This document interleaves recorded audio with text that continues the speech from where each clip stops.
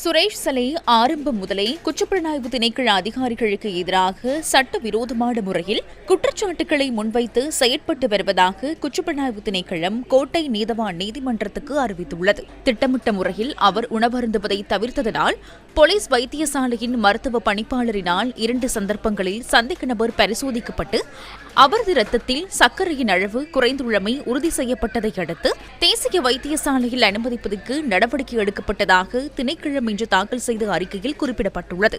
விசாரணைகளில் சாதகமான மிக முக்கிய உணர்வுபூர்வமான தகவல்கள் வெளிப்பட்டு வரும் நிலையில் அதற்கு இடையூறு விளைவிக்கும் வகையிலும் சாட்சிகள் மேலும் உண்மைகளை வெளிப்படுத்துவதை தடுக்கும் நோக்கிலும் சந்தேக நபர் வேண்டுமென்றே செயற்பட்டு வருவதாகவும் அதில் குறிப்பிடப்பட்டுள்ளது.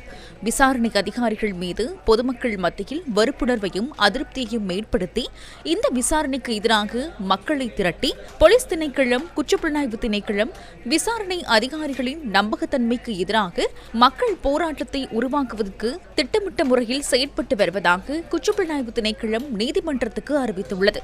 இந்த திட்டமிட்ட செயற்பாடு உதயகம்மன் பில, விமல் வீரவாங்ச, திலீப் ஜாபீர உள்ளிட்ட அரசியலுடன் தொடர்புடையவர்களின் வழிகாட்டலின் கீழ் மேற்கொள்ளப்பட்டு வருவதை தெளிவாக அவதானிக்க முடிகின்றதெனவும் குற்றப்புலனாய்வு திணைக்களம் கோட்டை நீதவான் நீதிமன்றத்துக்கு இன்று அறிவித்துள்ளது.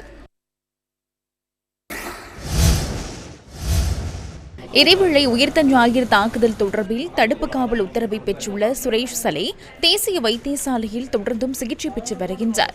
இன்றும் அவரை சந்திப்பதற்கு உறவினர்களுக்கு சந்தர்ப்பம் அளிக்கப்பட்டது. அவர் எதுவும் குடிக்கவில்லை, சாப்பிடவும் இல்லை. அவரது நிலைமை கவலைக்கிடமாக இருக்கிறது. வைத்தியர்கள் பார்க்கின்றார்கள்.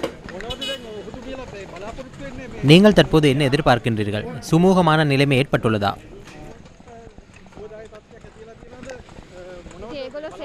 சேலைன் போட்டுள்ளனர். எனினும் சார் சாப்பிடவில்லை, எதுவும் குடிக்கவில்லை.